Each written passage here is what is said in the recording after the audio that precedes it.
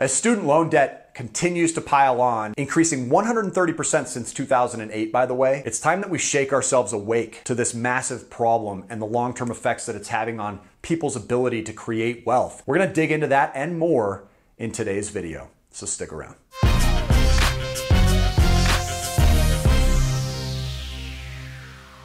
Hey guys, welcome back to the VIP Financial Education channel, where we're all about helping you go further, faster financially. My name is Matthew.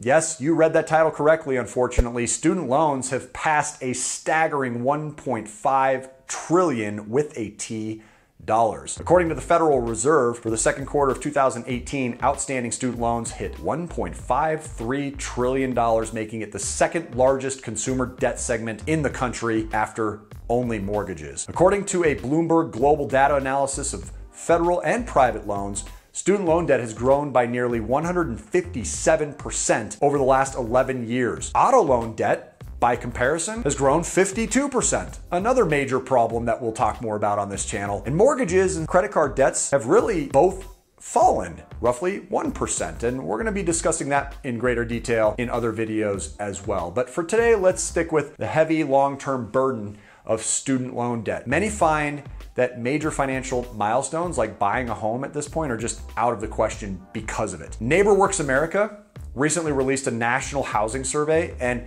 it points out how significantly student loans have affected home ownership. We'll include a link to that survey because I think it's interesting in the description below. In that survey, NeighborWorks found that 57% of young adults said that they felt burdened by their student loans, and over 1/3 of those that were on the survey said that they or someone they know had delayed buying a home because of their debt. Now, those that would be prospective homeowners end up renting for much longer because of that, possibly even a lot longer than they'd like to. And student loan debt is really one of the main obstacles for many borrowers. It's okay to rent until you're in a better financial position. I've said that on this channel many times before, that I even recommend renting where you live and buying assets, buying where you landlord. That being said, the larger problem that student loan debt reveals is a much longer, more challenging road to the most effective ways of building wealth, which we discuss time and time again here on our videos, like starting a business or investing in real estate, for instance. Student loan debt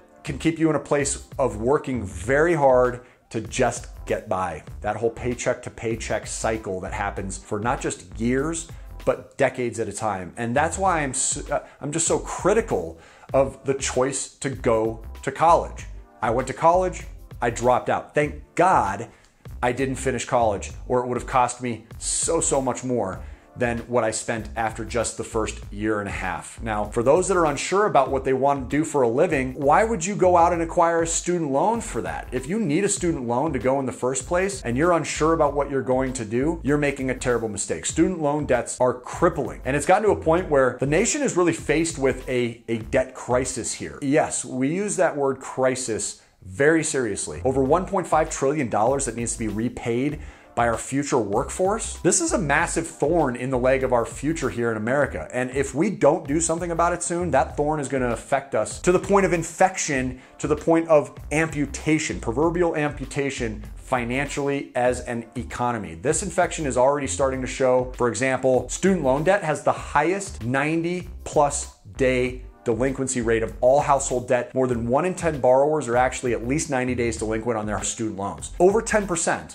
of those with student loan debt are at least 90 days in default. For comparison, mortgages have a 1.1% delinquency rate. Auto loans, a 4% delinquency rate. So 10% is extraordinary. Interestingly, those most at risk of delinquency on student loans tend to be those who have incurred smaller amounts of debt. So one of the reasons being that those that actually leave school with a more expensive degree, such as law or medical degrees, they're moving towards six-figure jobs, and they're obviously more equipped to stay on top of their debts along the way. Also, those that didn't finish their degree, they're gonna fall into the category of those that incurred smaller amounts of debt. And these situations are typically the most difficult for people to stay current on their student loans. This points back to what I said earlier, that the choice between either going or not going to college needs to be taken very, very seriously for those that would need student loans to get through. Interest rates are also adding to this problem. According to the US Department of Education, the cost of borrowing has risen for the past 2 consecutive years, with undergraduates with subsidized and unsubsidized loans seeing a jump to an interest rate of 5% this year. That's the highest rate since 2009, folks. Students seeking graduate and professional degrees are now looking at a 6.6% interest rate. If student loan interest rates continue to rise like the rest of rates have,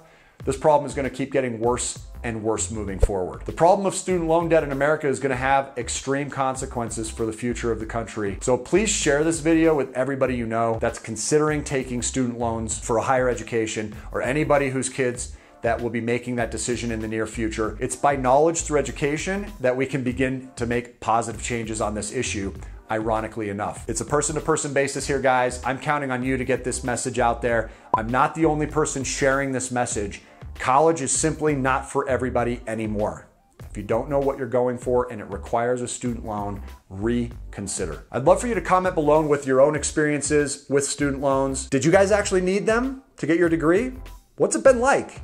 Has it taken a long time to repay? Was it what you were expecting? Are your kids utilizing student loans? I'd love to hear your stories and perspectives, so please make sure to interact below. As always, hit that like button as well if you'd like us to do more videos on this topic. I've certainly got more opinions about it. We'd be happy to share some of that. And also make sure you're a subscriber to this channel as well to stay current with the videos that we're uploading. We're uploading now every week, uploading a number of times every week, so make sure you're also turning on that bell notification. You just click the little bell icon in order to stay up to date on all new videos as they're being uploaded. And just a reminder, for those of you that have not yet taken advantage of your one-on-one complimentary coaching session, if you have student loan debt, if you have mortgages, if you have other non-mortgage related balances, and you're sick and tired of being abused by the banks, get on the calendar and get your coaching session. I'm going to put a link in the description below, but you can simply visit freecoachingcalendar.com and schedule your analysis. So looking forward to speaking with you guys. I do carve out as much of my own personal time for those calls as possible. So if you commit